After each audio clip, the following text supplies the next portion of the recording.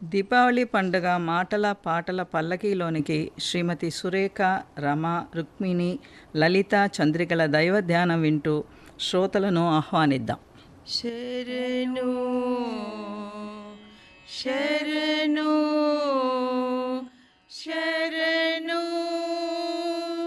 శరణు శ్రీ వైకుంఠ నాయక శరణు శ్రీ పురుషోత్తమా శరణు శ్రీ వైకుంఠ నాయక శరణు శ్రీ పురుషోత్తమా శరణు శ్రీధర గరుడ వాహన శరణు వెంకట నాయక శరణు శ్రీ వైకుంఠ నాయక శరణు శ్రీ పురుషోత్తమా ఆది పూజ్య మునీంద్ర వందిత సాధు సురగణ సేవిత ఆది పూజ్య మునీంద్ర వందిత సాధు సురగణ సేవిత వేద వేద్య విరించి సన్నుత శ్రీధ శ్రీ వెంకటేశ నమో నమో ఓం నమో వెంకటేశ్వర ఓం నమో వెంకటేశ్వర ఓం నమో వెంకటేశ్వర ఓం నమో వెంకటేశ్వర. భారతదేశం పుణ్యభూమి, యుగయుగాల నాగరికతకు సాక్ష్యంగా నిలిచిన ఈ సంస్కార భూమిలో పుట్టినందుకు మనం గర్వించాలి. సుగంధ సౌరభ సంపన్నంగా మన జీవనం హాయిగా సాగటానికి భక్తి శ్రద్ధలతో ఆ భగవంతుని స్మరించాలి. వేద విద్యా బలంతో, ఋషుల అనుగ్రహంతో తేజస్సుని, ఆయుష్ని, ఆరోగ్యాన్ని, బలాన్ని, మనశ్శాంతిని పొందాలంటే ఈ వేద భూమిలో జన్మించిన మనం మన ఋషులు నిర్దేశించిన మార్గములో పయనించి నైతిక విలువలను కాపాడాలి. భారతీయ సనాతన ధర్మం ప్రసాదించిన శక్తివంతమైన కొన్ని పద్ధతులను పాటించాలి. హైందవ సాంప్రదాయం ప్రకారం ఆశ్వీజ బహుళ చతుర్దశిని నరక చతుర్దశి అంటారు కదా. కానీ ఆ చతుర్దశి ముందు రోజు రాత్రి త్రయోదశి నాడు అపమృత్యు నివారణ కోసం దీపాలు వెలిగించి ఇంటి ముందు ఉంచాలి. నరక చతుర్దశి నాటి ఉదయం నూనె అందు లక్ష్మి, నీళ్లలో గంగా ఉంటారు కనుక అలక్ష్మి పరిహారానికై నువ్వుల నూనెతో అభ్యంగన స్నానం చేయాలి. ఇంటి యజమాని ఉత్తరేణి కొమ్మలతో, మట్టి పిళ్లతో దిష్టి తీయించుకోవాలి.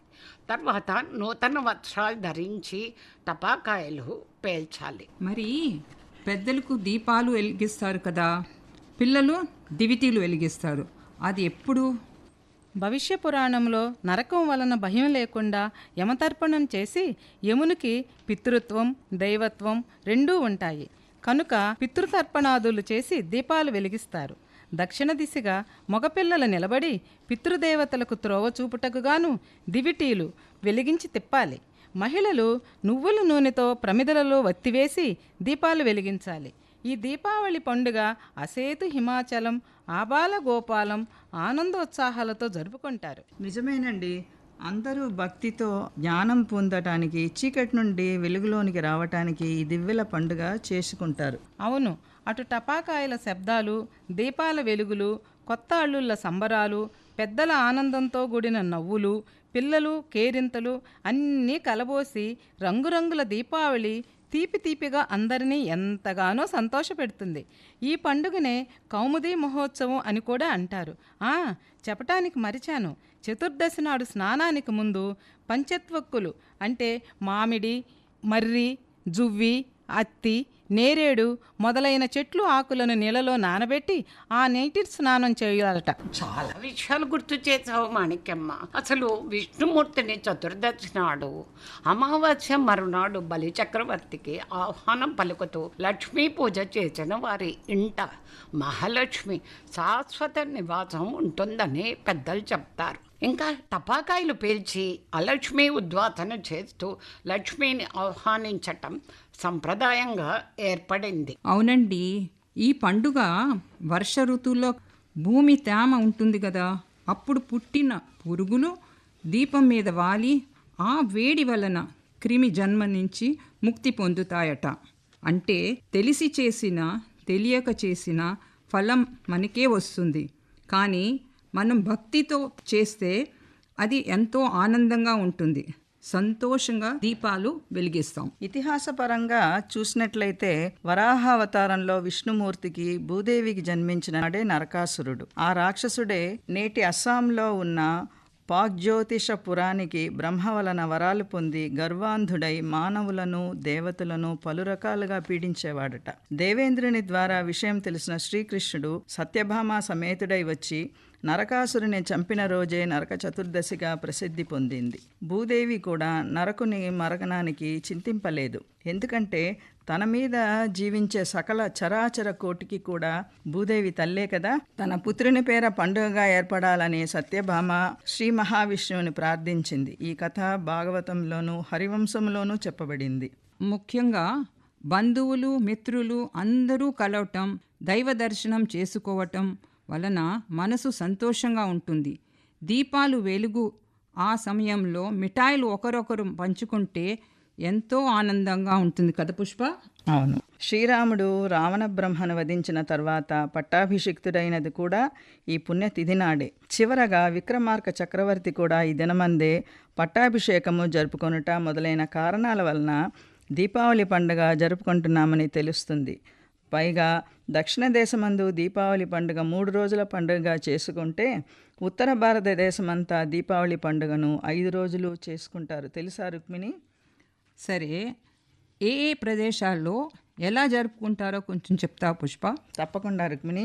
శ్రీరాముడు విజయదశమి నాడు సమీవృక్ష పూజ చేసుకొని లంకాపురం నుంచి అయోధ్యకు వచ్చి పట్టాభిషిక్తుడైనాడు అని పెద్దలు చెప్తారు కనుక మైసూరులో దీపావళి అమావాస్య మరుసటి దినము బలిపాడ్యమే అని చెప్తూ ఉదయాన్నే గోవులను అలంకరిస్తారు. ఆనాడు ఆవు పాలు పిండరు, తెలుసు కదా. ఇక బలి శ్రీహరినే సదా ధ్యానించినందువలన సంతోషంతో మహావిష్ణువు మహాబలి చక్రవర్తికి గొప్ప వరం ప్రసాదించాడు.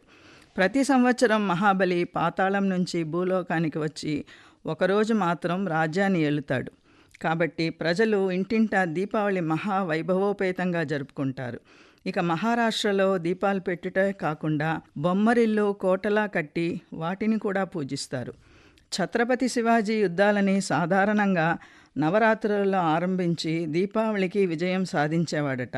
ఇటువంటి తీపి గుర్తులకు సూచనగా వీరులకు తగురీతిలో మహారాష్ట్రులు దీపావళి జరుపుకోవటం వాళ్లలో ఉండే దేశభక్తిని నిదర్శనం. లలిత, అవును, ఉత్తర భారతదేశంలో వ్యాపారం చేసేవారు తప్పనిసరిగా ఈ దీపావళి రోజున ధనలక్ష్మి పూజ చేస్తారు. దీపావళి నాటికి తమ లెక్కలన్నింటినీ పరిష్కరించి కొత్త ఖాతా పుస్తకాలు తెరిచి పూజిస్తారు.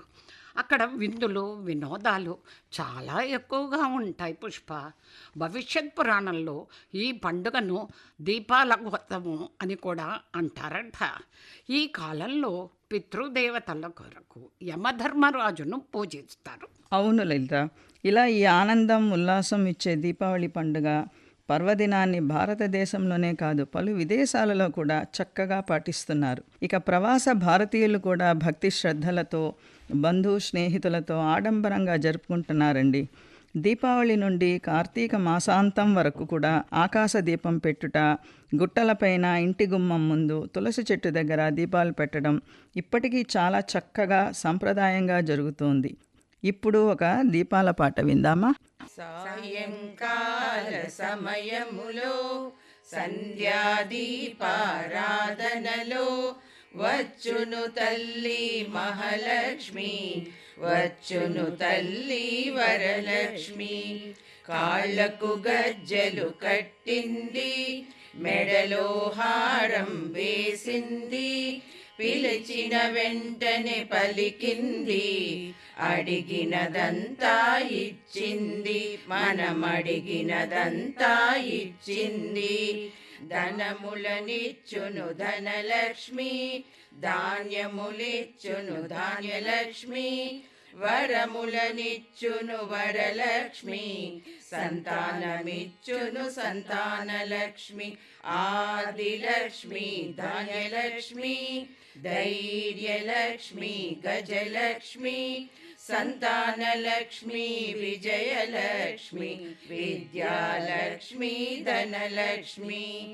అందరూ చేరి రారండి, జాజులు మల్లెలు తేరండి, దేవికి అర్పణ చేయండి, దేవి రూపము చూడండి, శ్రీదేవి రూపము చూడండి, వజ్ర కిరీటం చూడండి, ముత్యాల హారం చూడండి, నాగాభరణం చూడండి, మంగళ రూపము కనరండి, దేవి మంగళ రూపము కనరండి. సాయంకాల సమయములో సంధ్యాదీపారాధనలో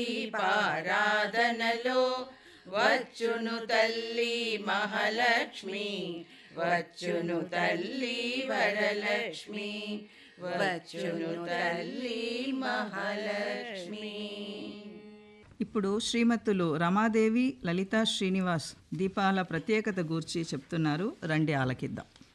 దీపం జ్యోతి నమోస్తుతే అనేది ఒక పవిత్రమైన ప్రార్థనగా మనందరం చెప్పుకుంటూ ఉంటాము. మన భారతీయ సాంప్రదాయంలో దీపానికి ఒక ప్రత్యేక స్థానం ఉంది.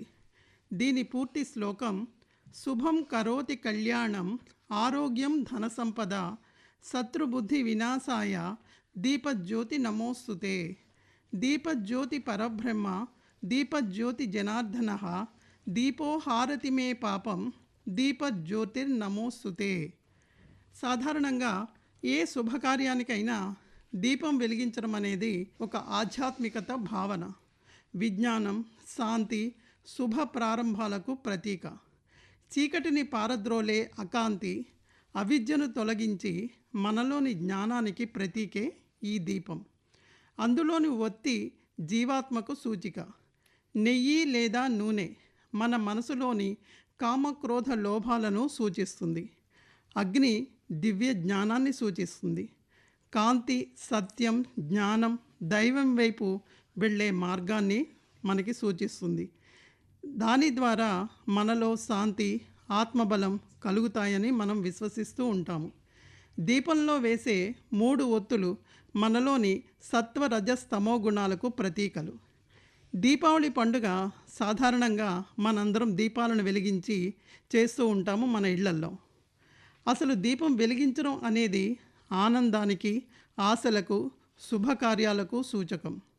వివాహం, వ్రతం, పూజలు, పండుగ ఏదైనా సరే దీపం లేకుండా అసలు పనే ప్రారంభించం.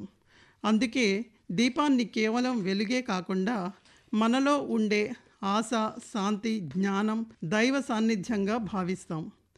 మన మనసులోని చీకటిని తొలగించే దివ్య జ్యోతి ఎల్లప్పుడూ వెలిగేలా మనం ప్రయత్నించాలి. అజ్ఞాన తిమిరాంధస్య జ్ఞానాంజన శలాకాయ చక్షురున్మీలితం ఏన తస్మై శ్రీ గురవే నమః అనే శ్లోకంలో అజ్ఞానమనే చీకటిలో ఉన్నవారికి జ్ఞానమనే కాటుకను కళ్ళకు పూసిన గురువులాగా దీపం కూడా మనకు అదే ఫలితాన్ని ఇస్తుంది. అలాగే ఈ జ్ఞానం అనే దీపపు వెలుగులు మన అందరి జీవితాల్లో సరికొత్త కాంతులు, అనేక విజయాలు తేవాలని, మన ఇంట వెలిగే ప్రతి శుభదీపం క్రొత్త ఆశలు, కొత్త ఆనందాలను ఇవ్వాలని మనందరం కోరుకుందాం. లలిత గారు, మీరు కూడా ఈ దీపం గురించి ఏదో చెప్తానంటున్నారు కదా. దీపం పరబ్రహ్మ స్వరూపం. దీప వెలుగు మెదడుకు ఏకాగ్రతను ప్రసాదిస్తుందిట. దీపంలోని ఒక్కో దేవతా స్వరూపంగా వివరిస్తుంది శాస్త్రం. దీపం అడుగుభాగం బ్రహ్మ, మధ్యన విష్ణువు, ప్రమిదలో శివుడు, వెలుగులో సరస్వతి, నిప్పు కణికలో లక్ష్మీదేవి స్థిర నివాసం ఉంటారని శాస్త్రం చెప్తోంది. అసలు దీపం సూర్యుని ప్రతిరూపంగా చెబుతారు. చీకట్లను పారద్రోలేది దీపం. 10 మందిలో ఆకాశ దీపాన్ని వెలిగింపజేసేది దీపకాంతులే. అసలు చెప్పాలంటే మంచి యొక్క విజయం అంటే చెడును, అజ్ఞాన తిమిరాంధకారాన్ని పారద్రోలి దీపకాంతులతో వెలుగులు ప్రకాశింపజేసేది దీపావళి పండగ. ఏ ఇంట దీపకాంతులు విరజిమ్ముతాయో ఆ ఇంటికి నడిచి వెళ్తుందిట ధనలక్ష్మి. ఇక త్రయోదశి నాడు పెట్టే దీపం అపమృత్యువును దరిచేరనీయదుట. తరువాత చతుర్దశి, అమావాస్య రోజుల్లో ప్రదోషకాలాన్న దీపదానమిస్తే యమబాధల నుండి విముక్తి పొందుతారుట. ఈ దీపాలు జీవించున్నప్పుడే కాదు, తరువాత కూడా జ్ఞానస్వరూపమైన పరంజ్యోతి మనకు స్వర్గాన్ని చేరే దారిని చూపుతాయట. కాబట్టి దీపావళి నాడు మాత్రమే కాకుండా ప్రతిరోజు ఉదయ సాయంకాలాల్లో దీపం వెలిగిద్దాం, జీవితంలో వెలుగులు నింపుదాం. మరి దీపావళి అంటే దీపాలు మాత్రమే కాదు కదా, టపాకాయలు కూడా ఉంటుంది కదా. కాబట్టి టపాకాయలు కాల్చేటప్పుడు కొన్ని జాగ్రత్తలు పాటించాలంటున్నారు శ్రీమతులు రమ, చంద్రిక. జాగ్రత్తగా విందామా? దీపం జ్యోతి పరబ్రహ్మ అని మనం దీపాలు వెలిగిస్తాము. అట్లనే కొన్ని జాగ్రత్తలు పాటిస్తే చాలా బాగుంటుంది. నాణ్యమైన బ్రాండ్ తయారీ నుండే టపాసులు కొనాలి. ఫస్ట్ ఎయిడ్ కిట్ను అందుబాటులో ఉంచుకోవాలి. ఇంకా వదులుగా ఉన్న కాటన్ దుస్తులు ధరించాలి. కాళ్లకు పాదరక్షలు తప్పకుండా వేసుకోవాలి. ఒక బకెట్లో ఇసుకను, మరొక బకెట్లో నీటిని టపాకాయలు కాల్చే చోటున దగ్గరగా పెట్టుకోవాలి. టపాకాయలు కాల్చిన తర్వాత వాటిని నీటితోనూ లేకపోతే ఇసుకతోనూ దానిపైన వేయటం శ్రేయస్కరం. టపాకాయలు కాల్చేటప్పుడు పెద్దల పర్యవేక్షణలో పిల్లల్ని కాల్చనివ్వాలి. దీపాలు పెట్టి వెలిగించేటప్పుడు అక్కడ దగ్గరలో దుస్తులు, చెత్త లేకుండా చూసుకోవాలి. ఎక్కువ శబ్దం లేని టపాకాయలు కాలిస్తే పర్యావరణానికి బాగుంటుంది. కొన్ని టపాసుల్లో స్పార్కిల్స్ వస్తాయి కాబట్టి పిల్లలు వంగి దానిని వెలిగించేటప్పుడు జాగ్రత్తగా ఉండాలి. పొగ ఎక్కువగా ఉన్న చోట ఉండకండి. చంద్రిక, నువ్వు కొన్ని చెప్తావా జాగ్రత్తలు? అట్లాగే రమ్మా. అందరు కుటుంబ సభ్యులు ఒకే పక్కగా స్థానం పంచుకొని అక్కడ కాల్చండి. ఈ టౌన్షిప్స్లో ఎక్కువ ఫ్లాట్స్ ఉన్న స్థానంలో నివసించేవారు అందరూ కలిసి ఒక విశాలమైన ప్రదేశాన్ని ఎంచుకొని అక్కడ టపాసులు కాల్చాలి. శ్వాసకోశ సమస్య ఉన్నవారు మాస్క్ వేసుకోవాలి. పెట్స్ ఉన్నవాళ్ళు వాటితో ఒకరు ఉండాలి. వాటి కోసం కొంచెం శబ్దం లేకుండా చూసుకోవాలి. విద్యుత్ సర్క్యూట్ లైట్స్ని వాడితే వాటిని మంచి కంపెనీగా చూసి తీసుకోవాలి. దేవాలయానికి వెళ్ళేటప్పుడు నగలు వగైరా వాటిపైన కొంచెం దృష్టి పెట్టండి. టపాసులు కాల్చేవారు రోడ్డుపైన వాహనాల రాకపోకలు గమనించాలి. ప్రభుత్వం నిర్ణయించిన సమయంలో టపాకాయలు కాల్చడం అందరికీ శ్రేయస్కరం. అందరం కొబ్బరి బూరలు రుచిగా తిన్నాం కదా, అది ఎలా తయారు చేయాలో శ్రీమతి డాక్టర్ సుశీల గారు ద్వారానే విందాం. కొబ్బరి బూరెలు తయారీ విధానం. కోస్తా ఆంధ్ర దీపావళి ప్రత్యేక సంప్రదాయకర వంట కొబ్బరి బూరెలు. కావలసిన వస్తువులు: నూనె 1 కిలో, బియ్యం 1.5 కిలో, బెల్లం 1 కేజీ, కొబ్బరికాయలు 2.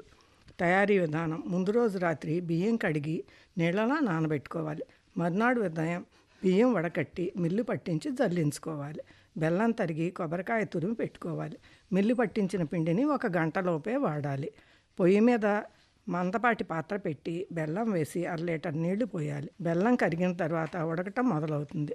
మధ్యలో కలుపుతూ ఉండాలి. ఒక ప్లేట్లో నీళ్లు పోసి కొంచెం పాకం వేసి చూసి పాకం కొంచెం గట్టిపడితే తయారైనట్లు. అప్పుడు కొబ్బరి వేసి బాగా కలిపి తర్వాత 2 చిప్పగరిటెలు నెయ్యి లేదా నూనె పోసి ఒక ఉడుకు రానివ్వాలి. అప్పుడు పచ్చివాసన పోతుంది, చేతికి అంటదు. ఆ తర్వాత కొంచెంగా పిండి వేస్తూ గరిటతో కలుపుతూ ఉండాలి. కలపకపోతే పిండి ఉండలు కడుతుంది. పిండి గట్టిపడితే గట్టి మీద నుంచి కారకుండా ఉంటే, ఉండకు వస్తూ ఉంటే సలిమిడి తయారైనట్లు. అప్పుడు పొయ్యి మీద నుంచి దించి అరిటాకు లేదా ఒక షీట్ మీద ఉండలు చేసుకుని అప్పచ్చులాగా వత్తాలి. వీటిని బాండీ పెట్టి నూనె పోసి కాగిన తర్వాత వేసి వేయించాలి. రేగిపండు రంగు రావాలి. మధురమైన బూరెలు తయారీ. 2 వైపులా పొంగుతాయి కాబట్టి బూరె బుగ్గలు అనేది వీటి నుంచే వచ్చింది. ఇప్పుడిక పరమశివుని ధ్యానిస్తూ దీపావళికి శుభం పలుకుదామా? కైలాసగిరి నుండి కాశికై, కాశికాపురి నుండి దాసికై, దాసికై దక్షవాటికై దయచేసినావయ్య హర హర హర హర హర హర హర హర.